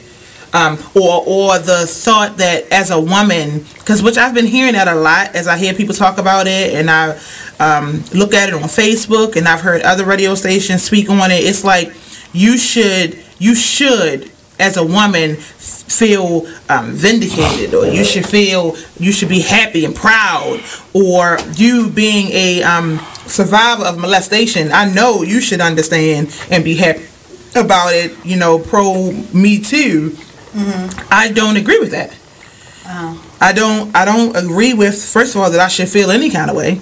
And I don't find, that doesn't make me happy to see a man go to prison, especially at his age, and basically for the rest of his life, and dealing with the fact that, you know, his own personal things, his daughter just died. Like, I can't be happy about that. Even if I feel justice is served, I can't be happy about it. I would just say nothing. I would just feel like, okay, we won, justice is served, and that it will be the end of in my opinion, my emotion. But the thing that bothered me is today, he had, after the sentencing, after the verdict, he had an outburst. And the prosecutors... Sunset Soul Radio, Thursdays from 7 to 9, only on BeExposedRadio.com. You are listening to BeExposedRadio.com. We are back. Church hurt. Hashtag church hurt. Listen to him. I might need somebody to come up here and escort these church hurt people out of here because they hurt from the church. Listen, before the commercial break, we were still talking about Leandria. Well, we were talking about church hurt as a whole, and I think what a lot in my opinion is missing, outside of the fact that we are talking to speak, we are talking to respond, but nobody is actually listening. I will say that the group of people that we have here, I do believe that if there was something that was said that was missed, this whole conversation will replay in their mind, and they will take heed to whatever points that one or the other has made in this duration of the show. One question that I wanted to ask, which will kind of lead into what we were talking about on the commercial break, was, are we turning a blind eye to the pain? And one thing that we haven't said, I mean, not getting too churchy, is one, discernment. We keep saying nobody is saying X, Y, and Z to me, but we skipping over. Well, I was told that my discernment is off, so I'm not going to say that. Because your discernment was off when you were telling me what I was going to say. But listen, no, I'm just saying, it's just pain as a whole. I just feel like there's so many people in the church that are hurt, me being one of them. And a lot of the hurt, I'm not saying hashtag church hurt, but a lot of the hurt took place in the church from either family, friends, or, you know, brothers and sisters of the faith. Some of it is flat out maturity. Some of it is because you need a freaking hobby. And I have said this for years, and I'm not trying to be smart. Some people are just bored. A lot of times, I used to tell my grandmother and them, they didn't want to go to church, they didn't want to watch TV, we couldn't go to the movie. You know how it used to be back in the day. You need something to do. And because you don't got nothing to do, you nitpick about the stupidest stuff, or y'all gossip. Or you need to be bored. I mean, you need to be tired sometimes. Man, that was my go-to. But for real, because the church was so limited in the things they could do, we couldn't go anywhere. So then you got a whole bunch of people just picking and poking at each other, in my opinion. And it's a simple, maybe kind of a silly explanation, but it's that's what it is. You don't have no friends. You don't have, so now you got the cliques and all that stuff. A lot of things that happen outside of the church, what's happening inside of the church, because that didn't change age. You know, you're still 16, you're just 16 in a church. So if you're nasty in the street, you're nasty in the church. If you know, 18 years old, right, and that's what it is. But I'm saying a lot of the things that happen in the church is no different from the world, as we put it, because it's just about growing up. It's about, and not just in age, also spirituality. You got to grow and mature. So you said a lot. Okay. You said, because it's my show. So not gonna do. No, listen. Listen, Keisha, listen what I'm saying. Keisha, you said, and the reason why I said that is because no, listen. I said you said a lot because you blended a lot of different pieces together. Okay. And I'm listening to what you're saying, and I hear that you have some hurt, and I hear, all right, and I hear you, but I I feel what you're dealing with.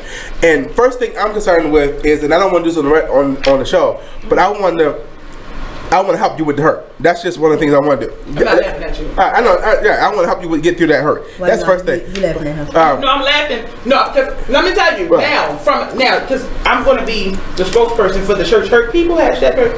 That's laughable to me because I've heard this several different ways. But you ain't hear from me. I agree. That's why I'm so listening. And so, listen, and that's just like you going out of one bad relationship, going to something else, and he did something. You can't blame him. Other pastor, other person, whatever happened before, that had nothing to do with me.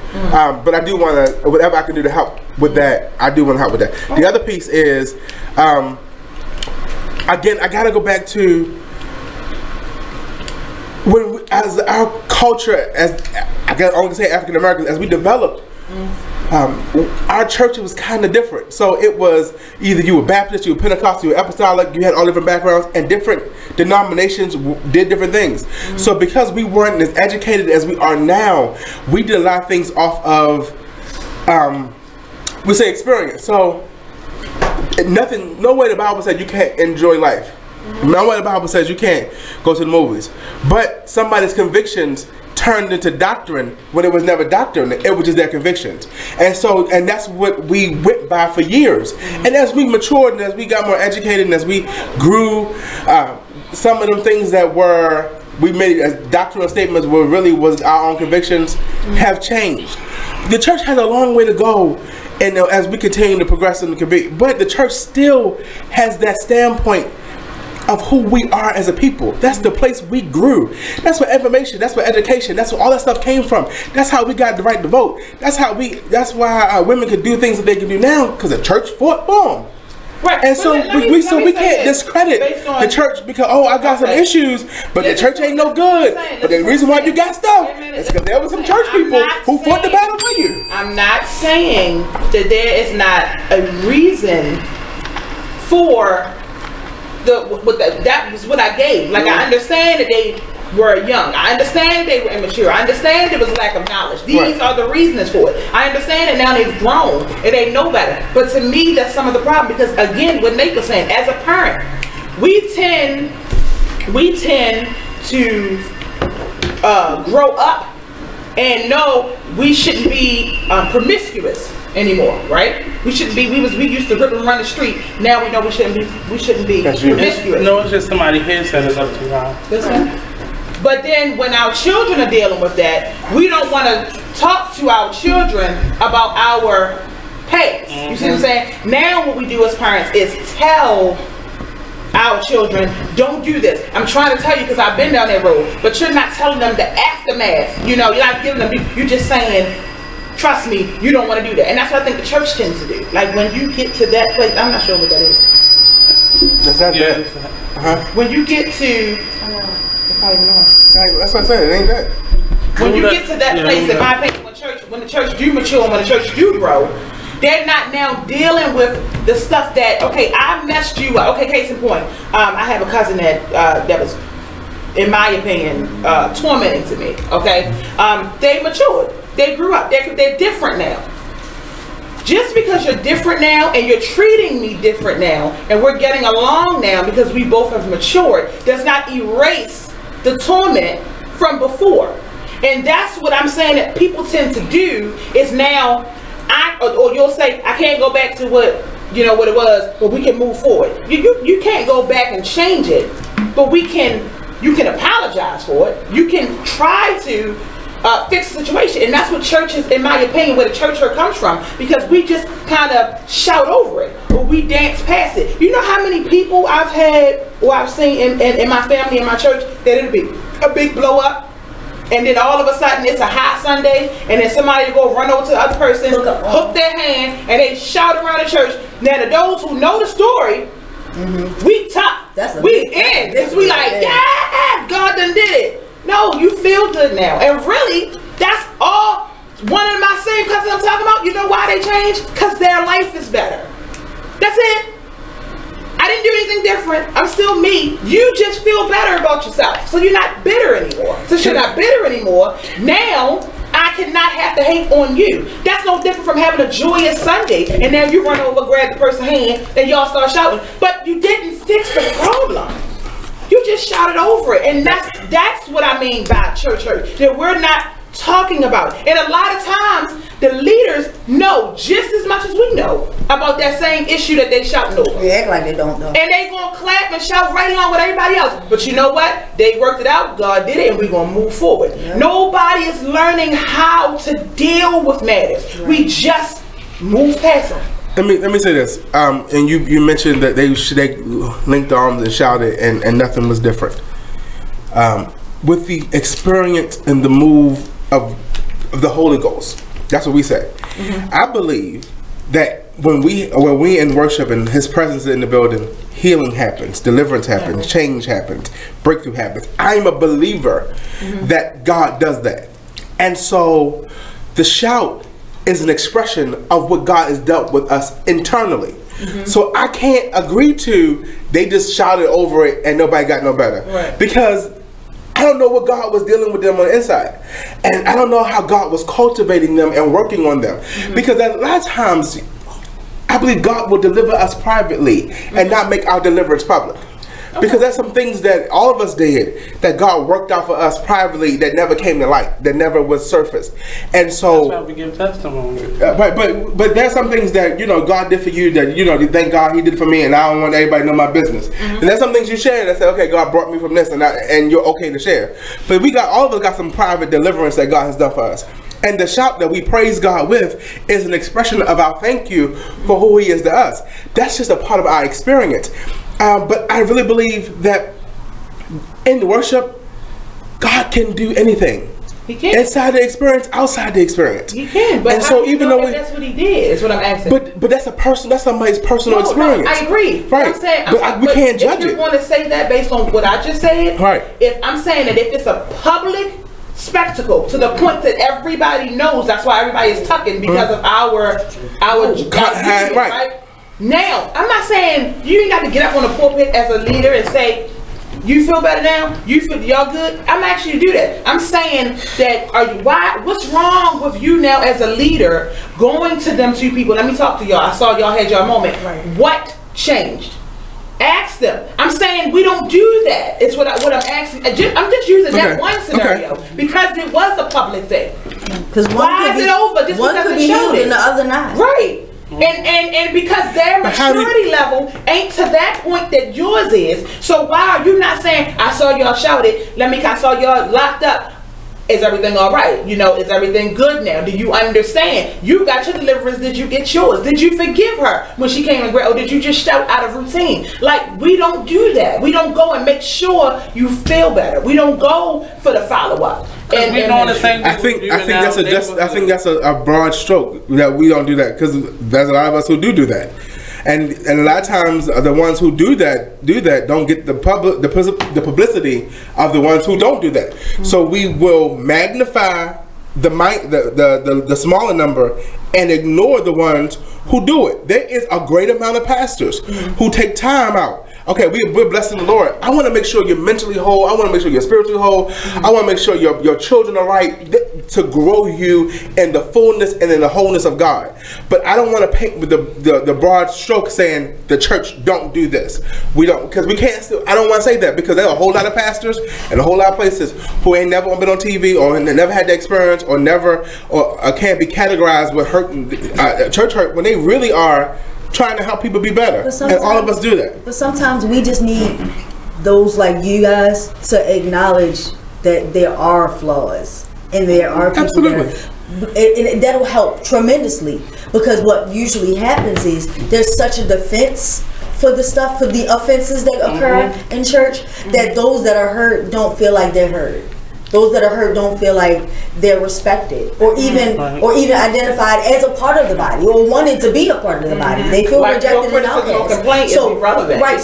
So if you guys that do those things hear the issue and just say, I'm sorry that you had that experience. Period. Like, you're not apologizing for the person. You're not apologizing for who they thought of. I'm sorry that you had that. I'm sorry that you had that experience, and then coach through that process. That will Not. But that's what we do. My sheep. But that's not how it came. That's not what we do. But that's not how it came off in this show today. But what did I say? The church is a hospital. Everybody in the church sick. And I said one of the models. Even the doctors. Listen, who is the doctors? We're all are working. We're all in the hospital, from the pulpit to the back door. And God is working on all of us. I agree. And we can't allow. And this is my thing. Don't allow the title to overtake that God is still working on all of us. Wait a minute, Elijah. God is working on all of us. He called us to pastor. He called us to lead. He's called you to be an usher. He called you to be a singer. Whatever God has called you and put inside your spirit to do, and He has called us to do that. But it's our responsibility as the people of God to. And I agree with you. Hey, I can apologize for every hurt that ever been caused by somebody in the church. But I don't want people to deem. People will chastise the body of Christ when it's not the whole body. It's just a couple things that's not right with it. It's a couple, and it's an issue, and the church has to know. He is arguing for his points again and not listening.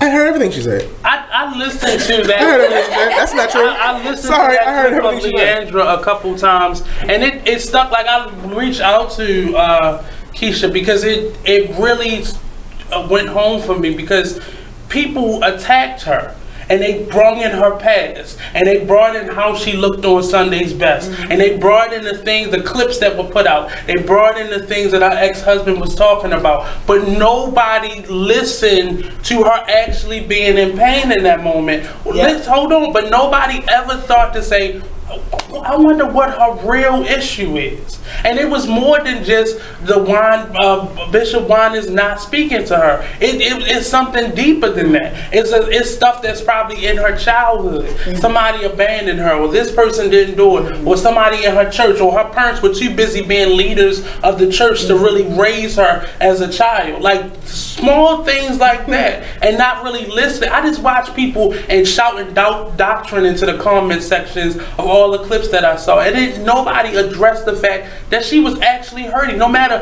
how drunk she was, how off she was, how colorful her language was, she was really in pain in that moment. But they used everything to kind of discredit and judge and discredit her the pain. fact that she was smoking a cigarette, and I was like, the fact that she would be willing to do that, knowing what y'all are going to do, tells you how far it was intentional too, because she intentionally said, "Give me a light," and what would you like? It was intentional.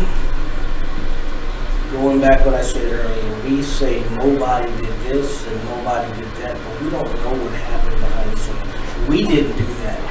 We can say we didn't reach out to her. We can say, but we can't say that other pastors of any caliber did not reach out to minister to her. We cannot say that no one understood what she was going through, no one addressed. You may not have seen it, but like Overseer Pendleton said, you don't know what God worked out when you turned off Facebook. There could have been. Go ahead. I just have a hand up talking to me next in line. Finish your thoughts. No, because we generalize what no one did, and we'll argue the point of what no one did, and we don't look at that God is so omnipotent and omniscient that he has someone else to deal with that. He has. Go ahead. Well, I'm gonna say something because before you don't forget your thought. You're right. You're saying we don't know what everybody did, right? You are a representation of my church. No, but you're a representation of the whole body, right? I'm the representative so I'm saying if you was in Leandria's face and this happened with Pastor Winans and Pastor Winans was not there to defend himself, I would assume you being the man of God would have said, well, maybe this man of God, and talking to Leandria. I'm saying, I'm assuming you would have said something. Okay, but here's the thing that gets me.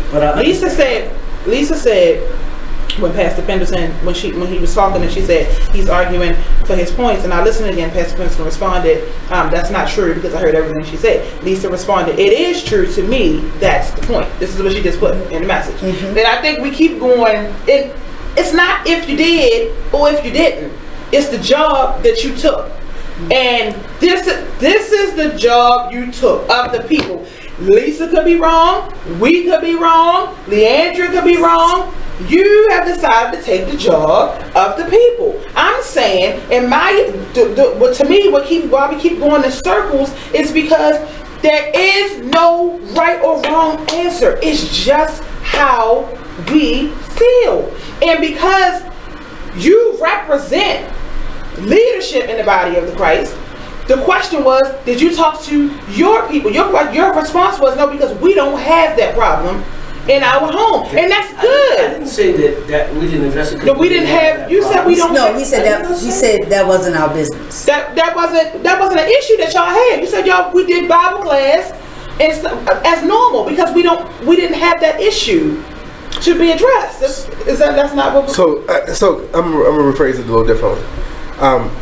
It never came to me in my church either. No, but let me say, the issue my church did have is one of my closest members, who was a vital part of our ministry, lost her father, and she was hurting behind that. And what we did for her was we ministered to her need, because that's what my responsibility was at that time. Okay, it wasn't Leandra wasn't the issue, but somebody that could have been somebody's charge to keep for her, okay, and somebody could have ministered her privately. And that's what I'm saying. We already addressed the fact that it's not your individual responsibility to minister Leandria back to a holistic place in God. We already identified that. What I wanted to say was, during the process of what Nate was saying, as he read through the comments and he saw this attack and that judgment and this scripture and that, and you said nobody knows whether or not somebody ministered her behind the scenes. But keep in mind that this issue didn't just affect Leandria. It affected everybody that saw. This is why social media. Wait. This is why. No matter what side you felt on. Exactly. This is why we're identifying the need for all of us as individuals to take accountability. Because had one person got on there and said, with the title Bishop so and so, no, what we're gonna do is we're gonna pray for her, and I'm gonna reach out to her. Leandra, here go my phone number. Nate would have never made that comment. Bishop Tyrone Smith did that. Can you please stop making excuses and just validate? Listen, what I'm saying is what I'm saying is we already said one person may have done it behind the scenes. What I'm saying is, had more people done it and he had seen an impact, he wouldn't have felt the same way. All of us have to take personal accountability. I can't take responsibility for this. I didn't say responsibility. I said accountability. We can't. Everybody can't take accountability. You're not accountable to the body of Christ? No, I'm not accountable to this issue. No, are you accountable to the body of Christ? To the body that God assigns me part of. The devil is a lie. So my elbow is not accountable to my kneecap? So my elbow is accountable to my kneecap, or is it accountable to my leg? So if you on the other side of the world and you see something happening to somebody spiritually, you don't stop. I can pray for them. So there's the level of accountability for stuff in the body of Christ. You're not saying that. That is what I said. You're not saying that. That is exactly what I'm saying. What did Lisa say? Again, you're arguing your point. No listening. This is the problem that we have in the church. We get so busy arguing our points. To us that God didn't Nobody's assigning it to y'all. I said we, as a body, all of us, everybody that associate themselves as a disciple to Christ, we have to take a responsibility. I heard a wise person say this. Y'all might not call him wise, but somebody posted on Facebook, why are we so concerned about the things of the world? Well, the world is not even concerned about the things of the church. That's not what he said. No, I'm not talking about that's not what he said. You're talking about another brother. I'm addressing what my cousin posted up there. Because whoever said it, that ain't true. Because you consider the world is right about But it sounds very cliche, but like I grew up to believe. They're not really concerned about what's going to happen. But you paint a broad picture because like for me, the way I was raised, if somebody on the street needs something or is going through something, you help them. But that's what I'm saying though. You want us to understand us. Why don't y'all take time to understand the leader? You saying y'all and us, we all the same, right? But it's different perspectives. If we are the same, then then you will understand. Even in leadership, there are things that you're signing. But you're looking at yourself as a leader. Look at yourself as just a person who believes in God. You've been pointing me out all day as a leader, but now you want me to be a parishioner. So let me be that. I'm using your title. Everything. But I just you got leaders that still can't do everything, Doc. Some of us just lay down on our face and pray. You may not, and that's enough. But that's enough, though. It's not enough. But I don't even put it on Facebook. But I didn't ask you for your. I didn't ask for any spectacle. All I said was, as leaders, did you ever think to say, you know what, this may be an issue with somebody in my congregation that may have just got there or maybe 99 years old and they may have been sitting on it for all this time. Maybe let me address this. Even if nobody in this congregation is going through it, let me address it. Because some things... We preach sermons about it. I will agree. Everything that goes on in the world doesn't have to get addressed in your local church. I will lose if nobody in his ministry even saw the video about Leandria, bringing it up could have been detrimental to the organization. What all I'm saying is, as individuals, not even as leaders, pastors, bishops, overseers, as individuals, we all have to take an individual accountability for what goes on in the church, because like you said in the beginning, I am the church. So if there's an infection in my toe, I can't think I'm going to treat that infection in my toe by putting something on my elbow, nor can I think that the infection in the toe is going to remain in the toe and my toe is still going to be functioning, because I wouldn't be using logical reasoning.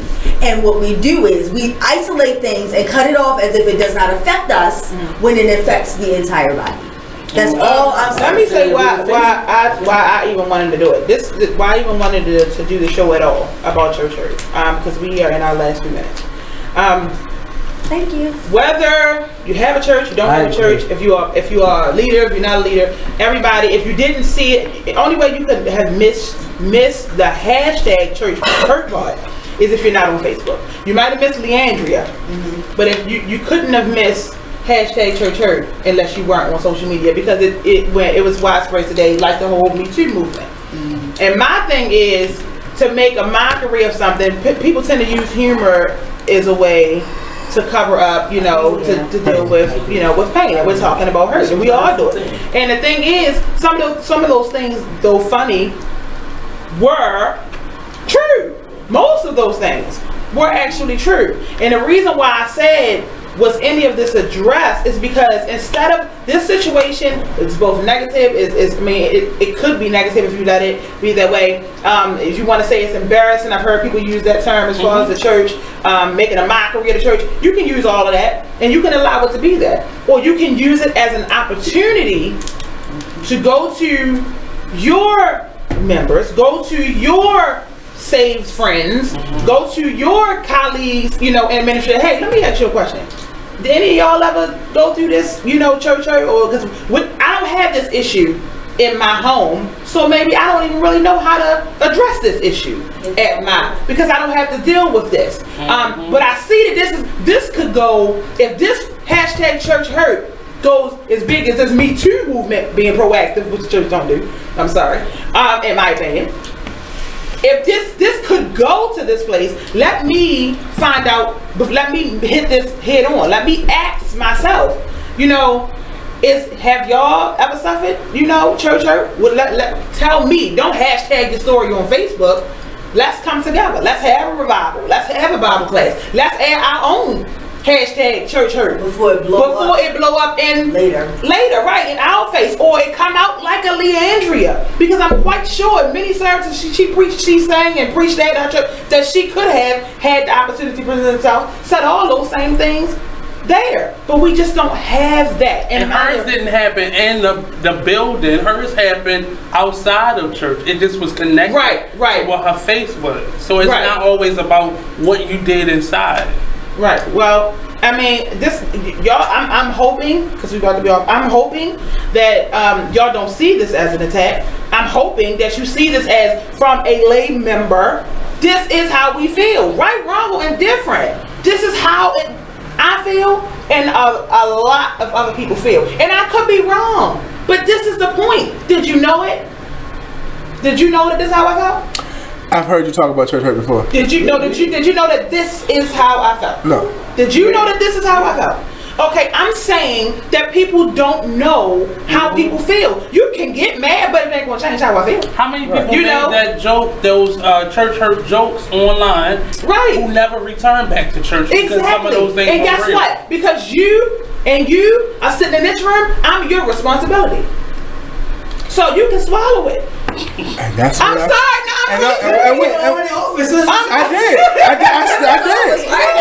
I said to you, I said, Keisha, I hear it, but I feel it, and I want to help you get through this. And that's what I said to you. Because guess if what? I didn't believe that, then you wouldn't be here. Right. I'm telling you, I believe what you're saying. Right, because I respect you. Because as a man of God, I just believe, I'm just a believer that as to. Oh.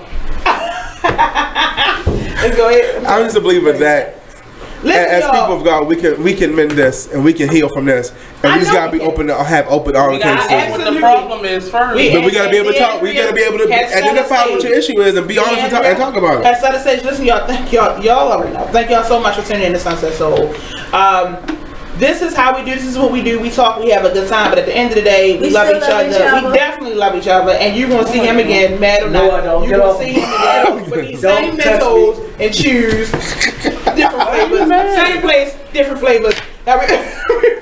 Thank y'all so much for tuning in. We appreciate it, and we will see you on next week. You better. I'm not mad. And it's so hot in here.